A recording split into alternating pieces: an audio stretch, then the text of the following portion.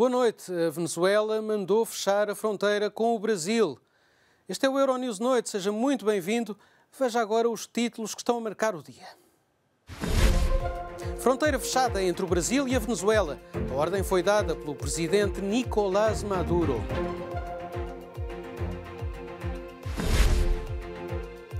No Vaticano começou a cimeira para discutir o tema dos abusos sexuais a menores por parte de membros do clero.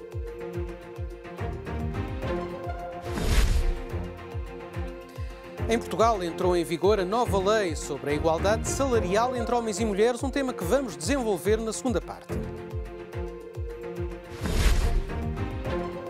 E o breakdance pode vir a ser modalidade olímpica nos Jogos de Paris em 2024.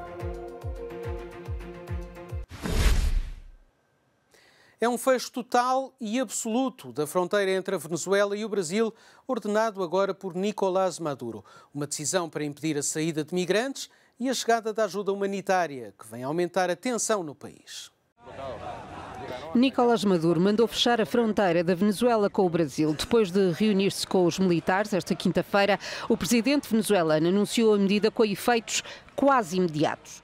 A partir das 20 horas de hoje, jueves 21 de fevereiro, queda cerrada. Maduro diz que o encerramento total e absoluto vai vigorar por tempo indeterminado. Uma decisão que surge ao mesmo tempo que o principal líder da oposição, o presidente da Assembleia Nacional e autodeclarado presidente interino, está a caminho da fronteira entre a Venezuela e a Colômbia. Juan Guaidó quer desbloquear o auxílio humanitário norte-americano que se encontra no local.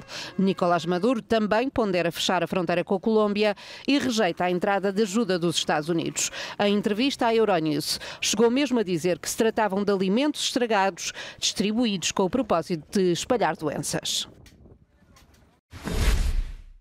Em Roma, cardeais e bispos prometeram mais esforço no combate à pedofilia. É o primeiro dia de uma cimeira inédita convocada pelo Papa Francisco em resposta aos escândalos que mergulharam a Igreja Católica numa crise sem precedentes. Elementos destacados do clero prometeram redobrar os esforços com vista a combater o escândalo de abusos sexuais na Igreja Católica, evitando a cobertura dos casos de pedofilia por parte das autoridades eclesiásticas.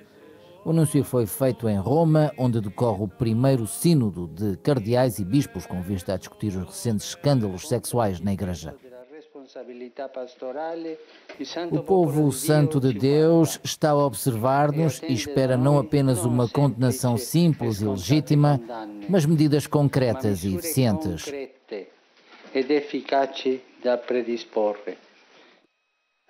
O Papa Francisco convocou o encontro extraordinário na sequência de revelações recentes de escândalos sexuais em França. As feridas abertas por esta crise recente trazem consigo não só a memória do sofrimento de inocentes, mas também da nossa fraqueza e pecado. Todos aqueles feridos por abusos e escândalo devem ter fé neste momento. O encontro contou com a participação de investigadores que prometeram ações concretas. A comunidade de fé sob nossa proteção deve saber que levamos isto a sério. Devem considerar-nos como amigos da sua segurança e daquela dos seus filhos e jovens. Vamos trabalhar com eles com candura e humildade. Vamos protegê-los a todo custo. Vamos dar as nossas vidas pelas congregações que nos foram confiadas. Antes do encontro, porém, um incidente ocorrido na Polónia revelou o sentimento de raiva que o escândalo provocou. Ativistas derrubaram a estátua de um padre respeitado, agora acusado de ter cometido abusos contra crianças.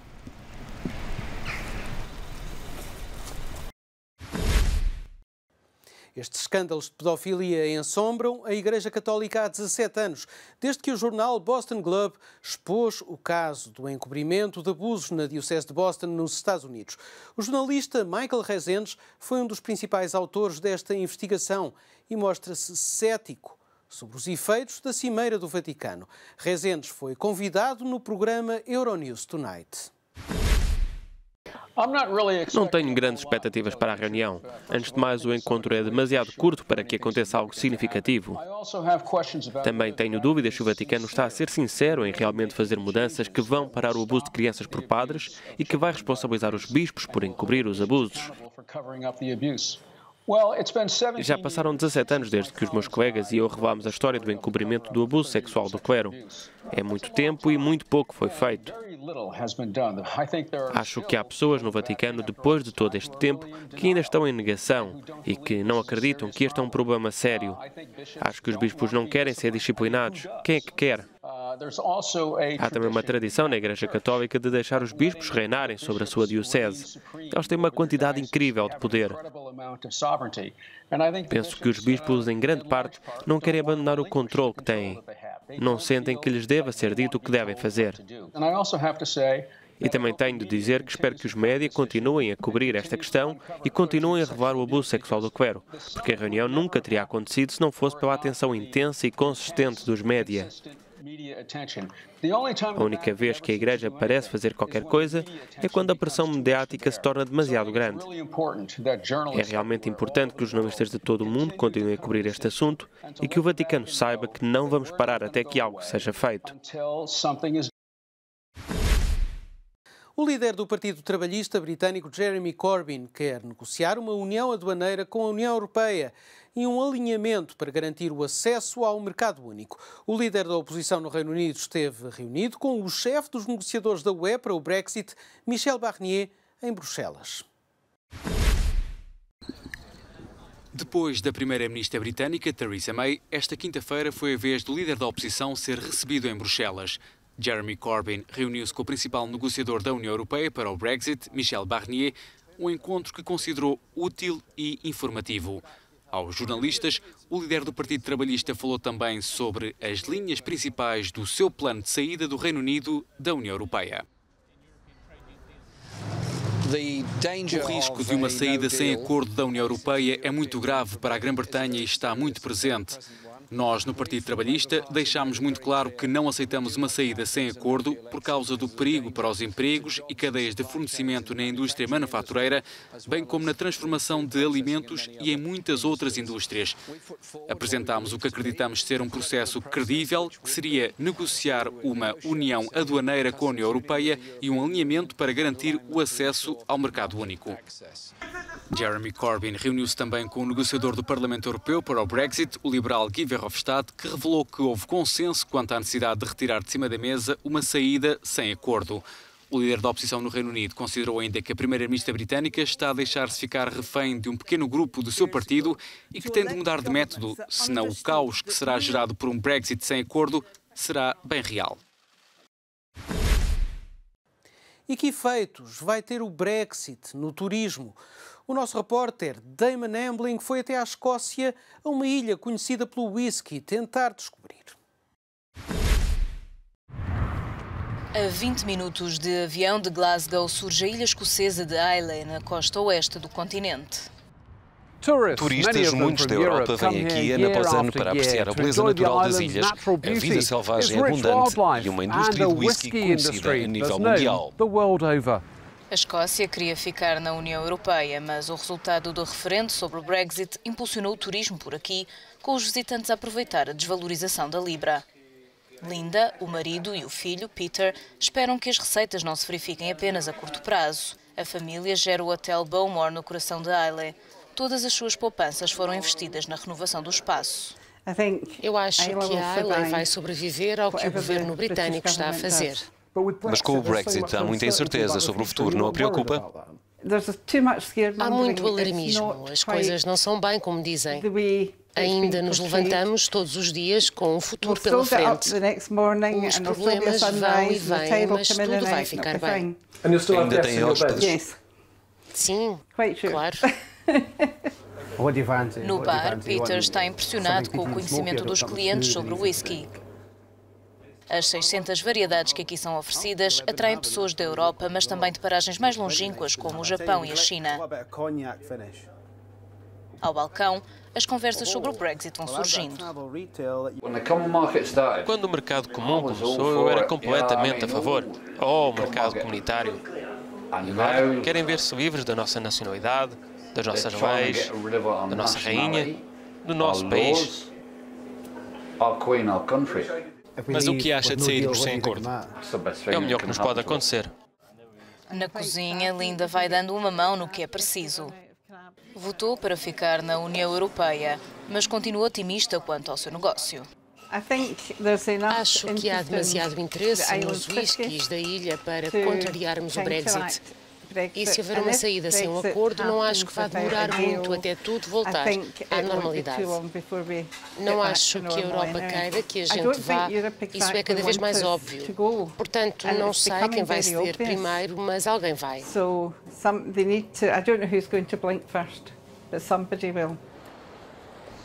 As ondas políticas do Brexit podem rebentar em Islay, mas o investimento continua, permitindo a esta ilha manter-se na rota turística da Escócia.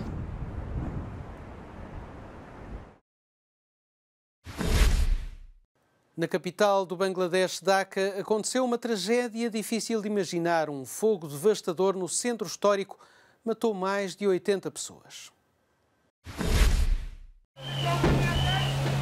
Pelo menos 81 pessoas morreram e 55 ficaram feridas no incêndio numa zona habitacional em Dhaka, a capital do Bangladesh, segundo o último balanço das autoridades locais. As chamas deflagraram durante a noite de quarta-feira num prédio residencial que servia também de armazém ilegal de produtos químicos, o que permitiu a rápida progressão das labaredas. De acordo com a agência France Presse, que cita fontes das autoridades locais, na origem do incêndio poderá estar um cilindro de gás. A violência das chamas, as dificuldades de acesso e a falta de água dificultaram a ação dos bombeiros, que necessitaram de mais de 12 horas para dominar o incêndio. Este não é o primeiro sinistro do género em Dhaka. Em 2010, um incêndio similar fez 120 mortos.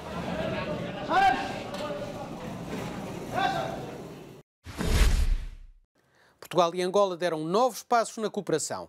Estes protocolos acontecem a pretexto da visita do Presidente da República, Marcelo Rebelo de Sousa, a Angola. Angola e Portugal deram mais um passo no fortalecimento da relação bilateral. A pretexto da futura visita do Presidente da República, Marcelo Rebelo de Sousa, a Angola, os secretários de Estado da Economia dos dois países chegaram a acordo para a assinatura de diversos protocolos de cooperação. O clima de abertura ao estrangeiro e as reformas encetadas desde que João Lourenço assumiu a presidência angolana no final de 2017 já mereceram elogios em Portugal. Agora a diplomacia portuguesa quer passar das palavras aos atos e João Neves vem com o desejo de aprofundar os laços comerciais.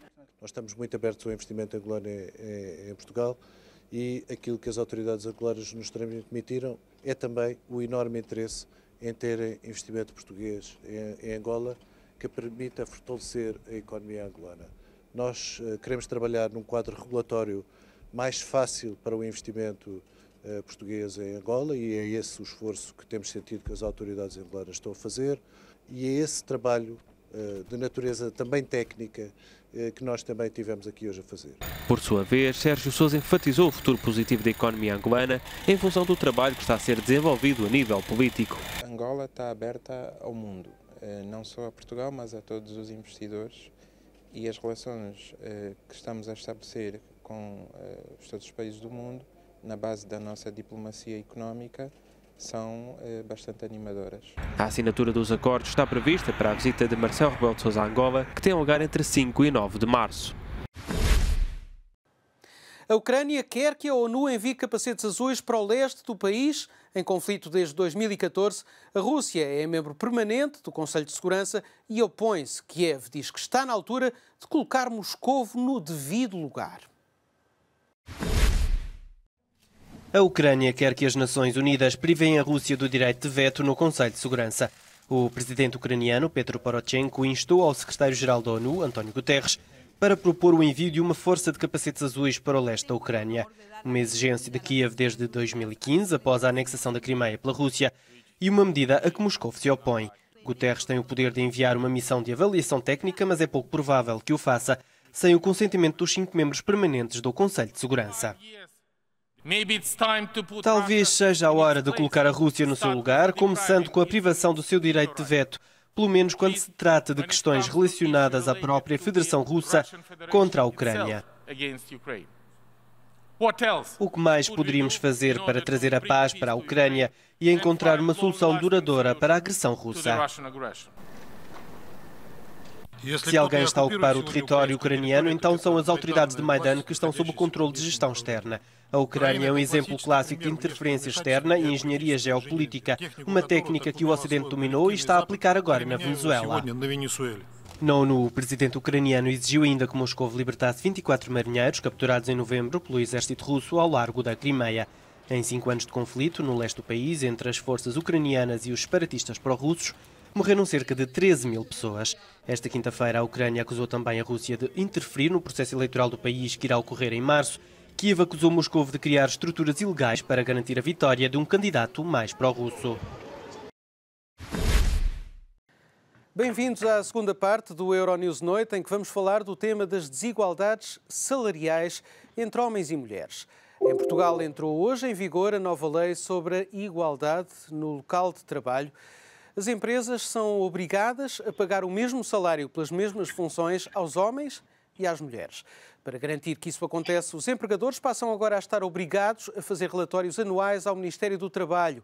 Caso haja desigualdades, a direção das empresas vai ter de explicar, dando provas, o porquê dessas diferenças de salário, e há 2 organismos do Ministério que podem ser chamados a intervir. São eles a ACT, a Autoridade para as Condições de Trabalho, e ainda a Comissão para a Igualdade no Trabalho e no Emprego, a CIT.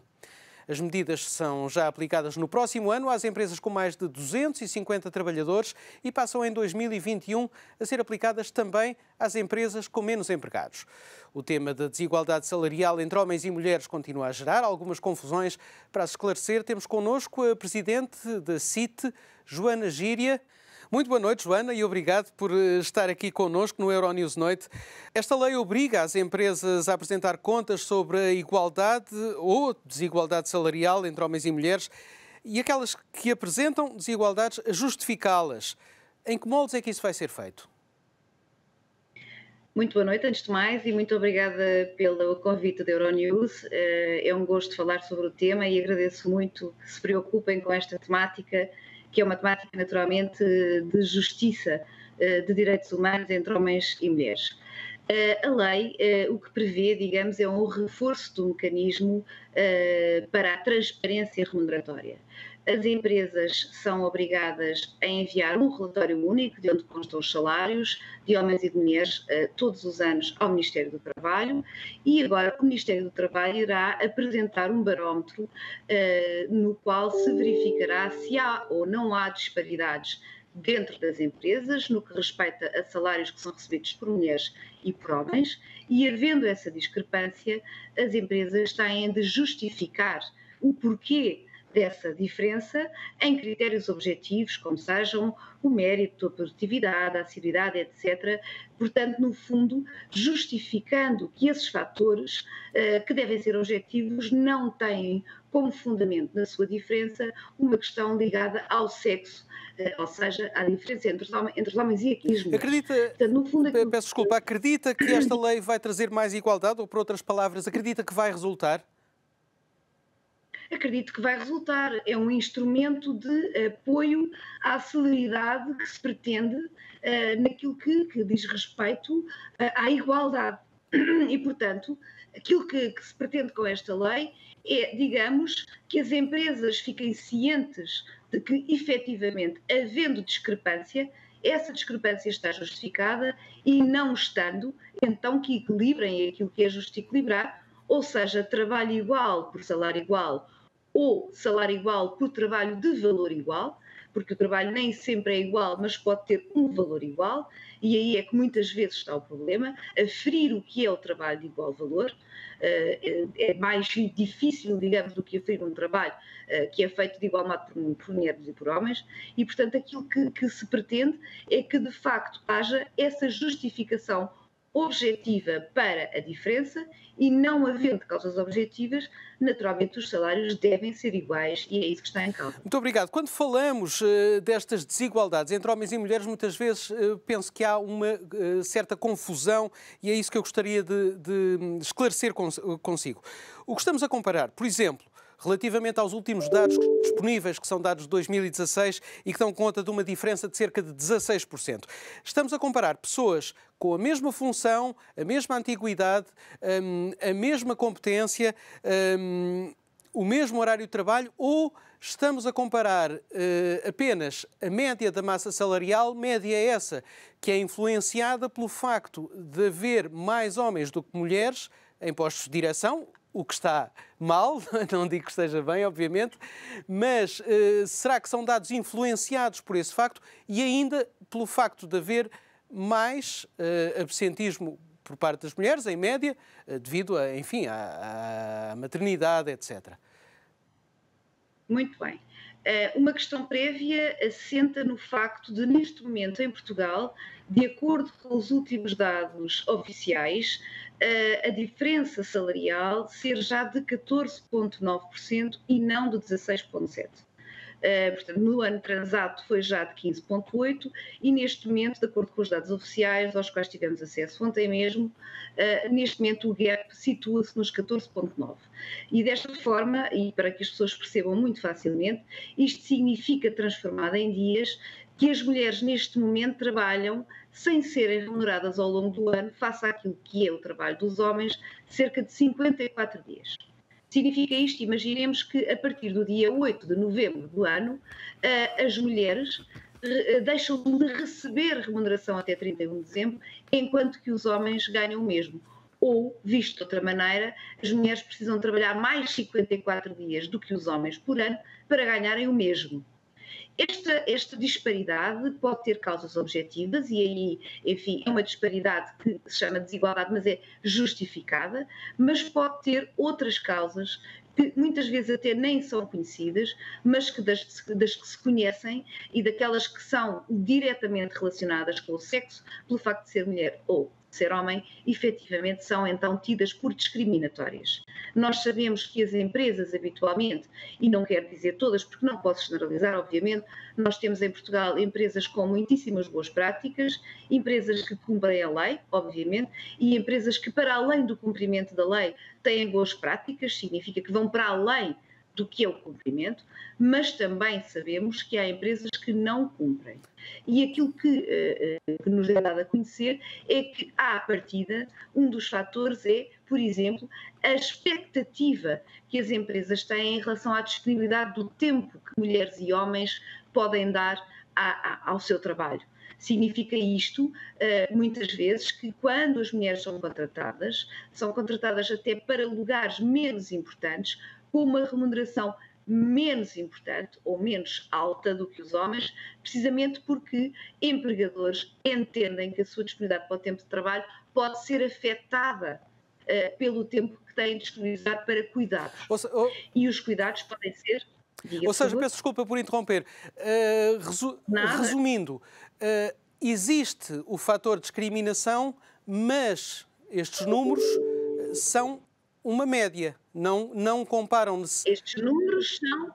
Não comparam necessariamente pessoas com as mesmas funções.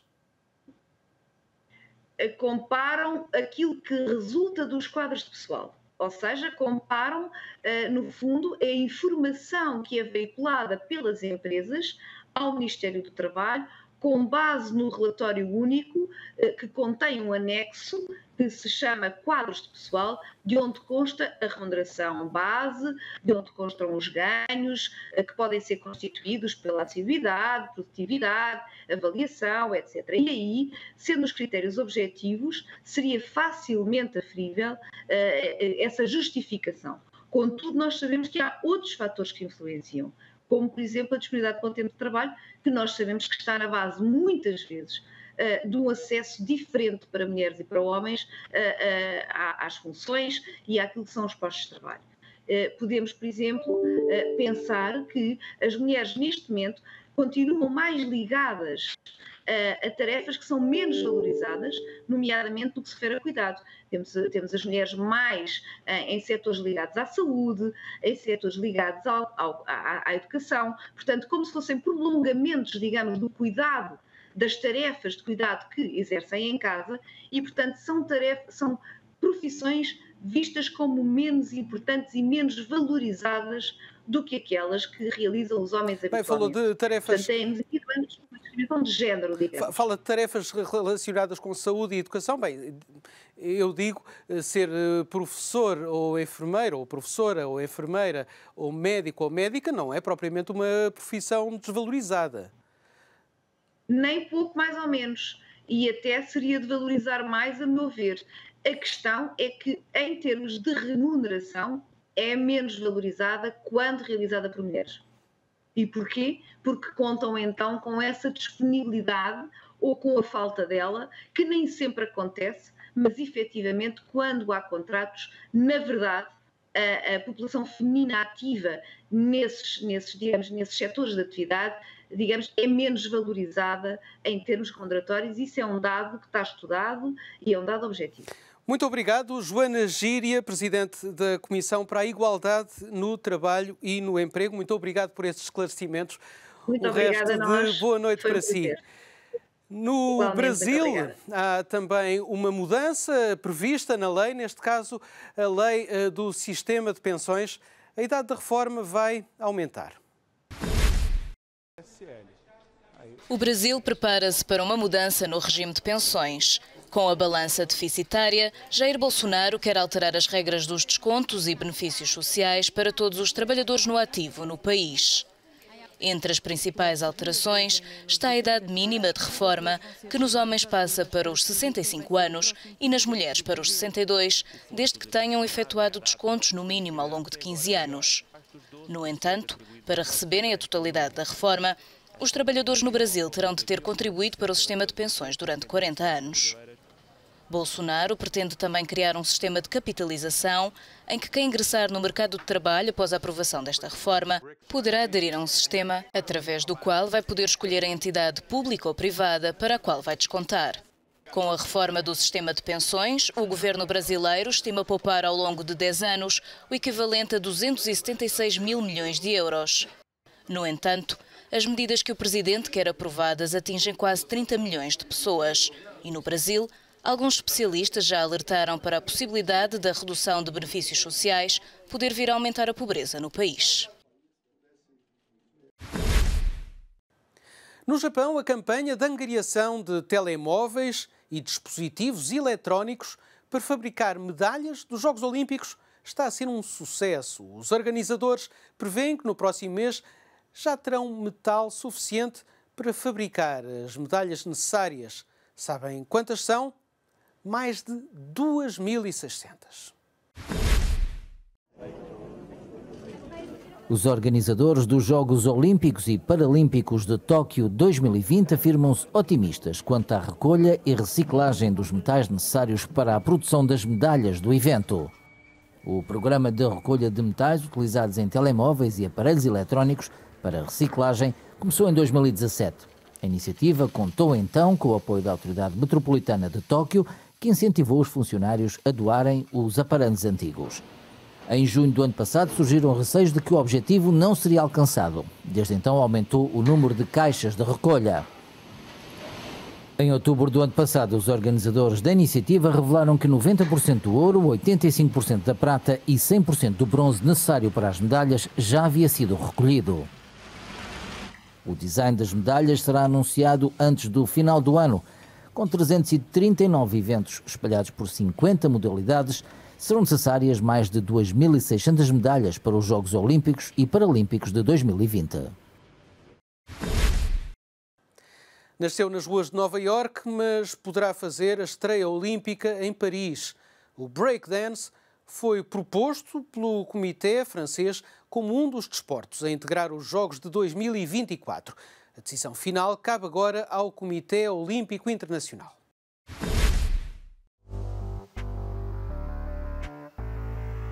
O breakdance poderá estrear-se como desporto olímpico nos Jogos de Paris em 2024. Os organizadores dos Jogos propuseram ao Comitê Olímpico Internacional a inclusão desta modalidade e a continuidade do surf, skate e escalada que se estreiam em Tóquio no próximo ano. Escolhas explicadas pelo responsável do Comitê Organizador dos Jogos de Paris. Para se conectar com este tempo, tem que se conversar com os jovens, tem que oferecer mais desportos urbanos, mais voltados para a natureza, para tirar o desporto dos estádios. A nossa ambição é termos jogos diferentes, jogos espetaculares. São jogos que fazem ligação com o desporto, a arte, a cultura e por todos estes critérios escolhemos as nossas 4 modalidades. Pelo caminho ficou o squash, o bilhar e o xadrez. A proposta do Comitê francês vai agora ser avaliada pelo Comitê Olímpico Internacional, que tomará uma decisão até final do próximo ano. Os Jogos de Paris vão realizar-se entre 26 de julho e 11 de agosto de 2024.